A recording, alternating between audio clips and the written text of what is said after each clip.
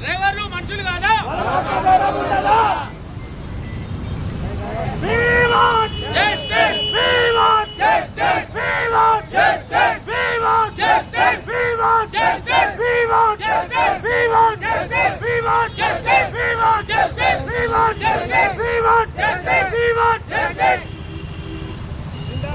Permission కోసం 2 రోజుల క్రితం ఇక్కడ బేగంపేట ట్రాఫిక్ పిఎస్ దగ్గర లెటర్ పెట్టాం.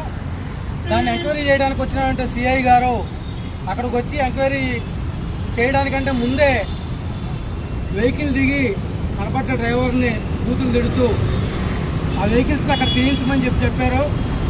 కానీ మేము ఎప్పటి నుంచో ఇక్కడ ఉంటున్నామండి, మేము పర్మిషన్ కోసం మీకు లెటర్ పెట్టుకున్నాం, మీరు మమ్మల్ని తీసేయమన్నారు అని చెప్పానంటే తీసేస్తారా లేదా అని చెప్పని స్పాట్లో ఒక్కొక్క వెహికల్కి 1000 రూపాయలు స్పాట్లో పెనాల్టీ వేయించారు, చలానా రాయించారు.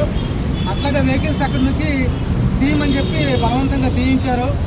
ఒక పెద్ద ఆయన వెహికల్లో టీ తాగుతున్నాడు సార్, సార్ అంటే ఆయన్ని పరుషంగా ఇక ఎలా మాట్లాడారో అలా మాట్లాడారు, బూతులు తిట్టారట.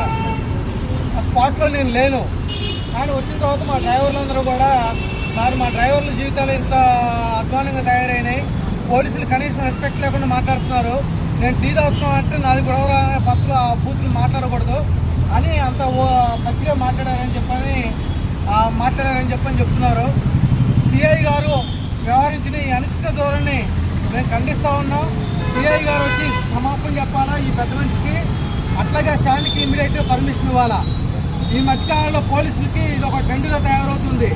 డ్రైవర్లు కనపడంగానే నోటుకో ఏదొస్తుంది బూతులు తిట్టే పరిస్థితి వస్తుంది. డ్రైవర్లు మనుషులు కదా, వాళ్ళు కష్టంగానే ఉండదనుకుంటారా? ఈరోజు డ్రైవర్ లేకుండా ఏదైనా వెహికల్ ముందుకు పోతుందా? ఈరోజు డ్రైవర్ తెలుసుకుంటే వాళ్ళు యూనిటీగా 1 గంట వెహికల్స్ ఆఫ్ చేస్తే ఈరోజు ప్రజాజీవనం అస్తవ్యస్తం అయిపోతుంది, స్తంభించిపోతుంది. కానీ ఆ డ్రైవరు అంత కీలకమైన సమాజ సర్వీస్ చేస్తున్నా కానీ వాళ్ళ సర్వీస్ను పట్టించుకోవట్లేదు. కానీ వాళ్ళకి ఇవ్వాల్సినటువంటి హక్కులు కూడా మనం ఈ రకంగా దౌర్జన్యంగా మనం ఆ విధంగా వాళ్ళు అవమానించే పద్ధతుల్లో తయారు చేస్తూ ఉన్నారు. పోలీసులు ఇంత అమానుషంగా ప్రవర్తిస్తానని మేము ఖండిస్తూ ఉన్నాం. వారు వచ్చి ఈసారి ఇప్పుడు సిఐ గారు వచ్చి ఇక్కడ సారీ చెప్పేదాకా మేము ఇక్కడి నుంచి కదలం. ఆ విషయం వారి దృష్టికి తీసుకెళ్తూ ఈ కార్యక్రమాన్ని మేము కొనసాగిస్తూ ఉన్నాం. భారత రాజ్యాంగం ఆర్టికల్ 14 నుండి 21 వరకు ప్రతి ఒక్కరూ భారతదేశంలో రాజ్యాంగం ముందు సమానులే ఉన్నారు. అట్లా పోలీసులు కూడా భారత పౌరుల్లో మాతో పాటు సమానులే. కానీ పోలీస్ స్టేషన్లోనే ఆధిపత్యం వహించి ఈ రకంగా డ్యూటీలు తిట్టడం అనేటువంటిది రాంగ్. మీ డ్యూటీ మీరు చేయాలి, మీ డ్యూటీకి మేము అడ్డుపడితే మమ్మల్ని ఇబ్బంది పెట్టాలి.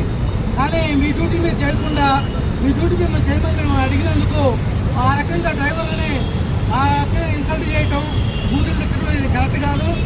ఇమ్మీడియట్గా పై అధికారులు కూడా స్పందించాలి. మందికి ఇక్కడ వచ్చి డ్రైవర్కి న్యాయం చేయాల్సిందిగా కోరుతూ ఉన్నాం.